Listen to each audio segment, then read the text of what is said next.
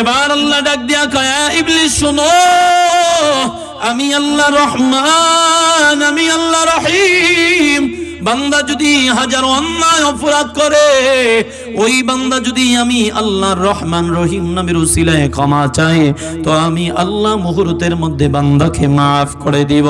কেমনে করব জানো? এই বান্দা দুনিয়াতে বাঁচবে 70 বছর, 80 বছরের জিন্দেগি।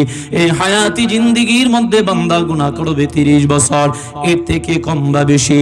ওই বান্দা গুনাহটা করার পরে যখন ওই যে মাদ্রাসার মাহফিলে গিয়া হুজুরদের বয়ান শোনার পরে নিজের ভুলগুলা বুঝতে পারবে, অত বড় বান্দা ওই মাহফিলের ময়দানে বসে খাস তওবা করে আমি আল্লাহর কাছে 2টা হাত উঠাইবে।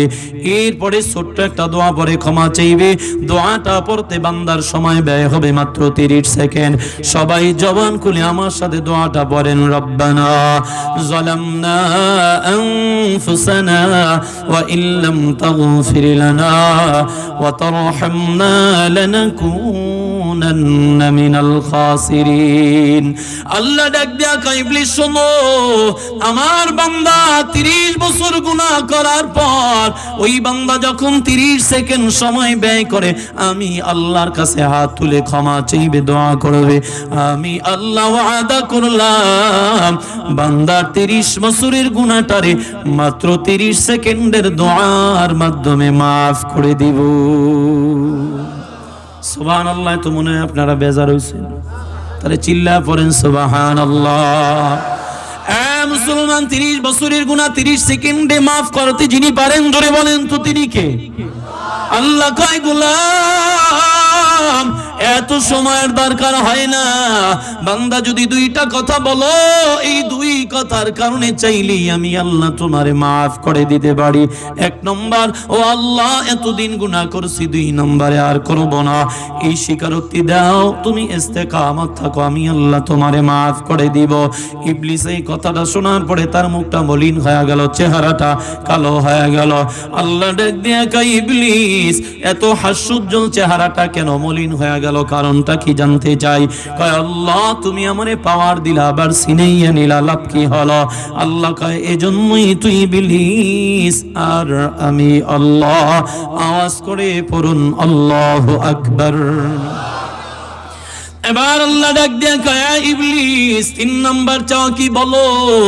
ইবলিস কয়, আল্লাহ তুমি আমার 2টা চাওয়া পূরণ করলা, আশা করি 3 নম্বরটাও দিবা। কয়, চা আমি দিব।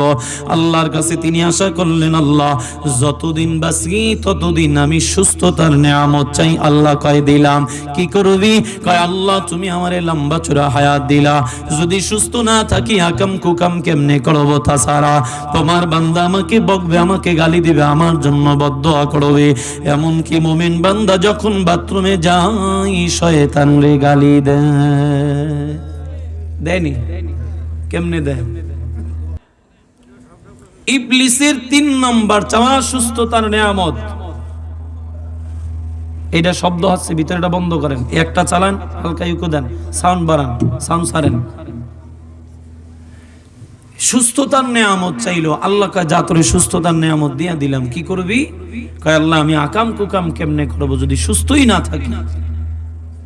এরপরে আল্লাহ তারে দিয়া দিল সুস্থতার নেয়ামত। সুস্থতার নেয়ামত পাইয়া আর একটা তার ভয়, এটা ভয় দিলের ভিতরে, আল্লাহ মুমিন তো আমার জন্য বদদোয়া করবে, ওইটা তো আমার জন্য গজব হইয়া নামবে। আচ্ছা বলেন, আমরা কি ইবলিসরে গালি দেই কি দেই না? যখন বাথরুমে যায় তখনও শয়তান রে গালি দেয়। কেমনে দেয় বলেন তো? দোয়াটো আসেনি? হুজুর দোয়া পড়বো কোন সময়? চাপ দিলে লুঙ্গি রাখতে পারি না, ঠিক আপনি আছেন দোয়া নি। হ্যাঁ, কোন পা দিয়া ঢুকতে হয় অধিকাংশ মুরব্বীরা এটা জানে না, অধিকাংশ মুসল্লিরা জানে না, মানুষ জানে না। বলেন তো, বাথরুমে ঢুকতে হলে কোন পা দিয়া ঢুকবেন? বের হবেন কোন পা দিয়া? আবার মসজিদে ঢুকবেন কোন পা দিয়া? বের হবেন আলহামদুলিল্লাহ। দোয়া আছে না? নবী দোয়াও শিখাইয়া দেয়, কারণ শয়তান তো এমন শক্তি নিয়ে নিছে, ও আপনারে বাথরুমে গিয়াও ওয়াসওয়াসা দিবে। নাউজুবিল্লাহ পড়েন। এখন এমন মুরব্বী এখানে আছে, কষ্ট হয় না তো? কষ্ট হয় আপনাকে? এখানে এমন মুরব্বী আছে যে অজু করলে অজু হয় না, এরকম মুরব্বী 2-4 জন আছে না? হ্যাঁ, অজু করে, অজু হয় না। যদি জিজ্ঞেস করি মুরব্বী অজু করলেন এই অজু দিয়া 50 বছর নামাজ পড়লেন, কি পড়লেন? নামাজ। নামাজ তো হইল না। অজু যদি না হয় নামাজ হবে? নামাজ যদি না হয় তাই কষ্ট করলাম কি? হুজুর বাদ দেন, এতকাল পরে আপনি ঘুরতে আইছেন ফতুয়া লইয়ে, এই অজু দিয়ে আমি 50 বছর ধরে নামাজ পড়ি, আমি মূর্খ সুর্খ মানুষ, সোজা সবটা মানুষ, যা করি আল্লাহ কবুল করো। আল্লাহকে এর সাথে ঠেকছে নি? কথা কয় না। হ্যাঁ, সোজা সাপটা মানুষ, কিচ্ছু বোঝে না। খবর নিয়ে দেখেন 4-5টা পোলাপানের বাপ, হ্যাঁ কিচ্ছু বোঝে না, দুনিয়ার আকাম কুকাম ব্যবসা বাণিজ্য সব বুঝলো, সূরা ফাতিহা শুদ্ধ করে পড়তে পারলো না। যদি বলি আপনি সূরা ফাতিহাটা পড়েন তো, এমন ভাবে সূরা ফাতিহা পড়ে আমার মনে হয় যে আল্লাহ এদের জন্য কোরআন আলাদা নাজিল করছে। এমন ভাবে পড়ে, তারা ব্যঙ্গ করে, মানে ইচ্ছা করে না, অনিচ্ছাকৃত ভাবে। দেখা যায় এই মানুষগুলা এইভাবে ইবাদত করতেছে। এখনো সময় আছে, পরামর্শ দিয়া যাই, শুনেন, 3 দিন করে তাবলীগে সময় লাগায় দেন। যদি সময় বেশি থাকে এক চিল্লা লাগায় দেন। আর একটা পরামর্শ, যদি তাও না পারেন নিজের নাতিটারে সন্তানটারে এরকম মাদ্রাসায় ভর্তি করায় দেন। নুরানি মাদ্রাসার প্রথম শিক্ষা হুজুররা কি শেখায়? কারি সাহেব হুজুর শেখায় দেয় হুজুর ফরজ কয়টি, শুরু শোনায় না? গোসলের ফরজ কয়টি, নামাজের ফরজ কয়টি, ওযু ভঙ্গের কারণ কয়টা, বাথরুমে ঢোকার সময় কোন দোয়া, বের হওয়ার সময় কোন দোয়া, ঘুমের সময় কোন দোয়া, ঘুম থেকে উঠলে কোন দোয়া, হুজুররা এইগুলা প্রথম শিখায় দেয়। মাদ্রাসায় এত কিছু শিখায়, এরপরেও কয় মাদ্রাসায় শিখাইলো কি? মাদ্রাসায় শিক্ষায় কি জানেন? তুমি মরলে তোমার সন্তান তোমারে কেমনে জানাজা পড়াইবে, এগুলা মাদ্রাসায় শিখায়। মাদ্রাসায় কি শিখায়? বলে শুক্রবার দিন জুমার নামাজ ইমাম কেমনে পড়ায়, এগুলি শিখায়। কয় স্কুলই ভালো। স্কুল কি শিখাইছে? ঘোড়ার ডিম শিখাইছে। শিখাইছে স্কুলে ব্যাং কেমনে লাফায়। কথা, আরে মানুষের বাচ্চারে কেন আমি ব্যাং লাফানি শিখাইতে যাবো? কেন ব্যাং লাফাইতে স্কুলে পাঠাইতে হইব কেন? আর আমার সন্তান মানুষ, ও ব্যাং লাফাইয়া কি শিখা কি করবে? স্কুলে কি শিখাইছে? কয় সাইকেল কেমনে চালাই রে শিখাইছে। বড় শিখাইছে। কেন স্কুলে সাইকেল চালাইতে শিক্ষা করতে পাঠাইতে হইব নি? 20 টাকা দেন, 1 ঘন্টা সাইকেল নিয়ে একজনে ঠেলবে আর একজনে ধৈর্য চালাইবে, 3 দিন পরে হয় নিজেই ড্রাইভার। তাহলে স্কুলে পাঠাইতে হবে কেন? কথা বলেন। মাদ্রাসা শিক্ষার দরকার আছে না নেই? জোরে বলেন। এই নুরানি মাদ্রাসার ছাত্র একজন দাঁড় করায় দেন, ও সব বলে দিতে পারে। কথা বলেন ঠিক কিনা?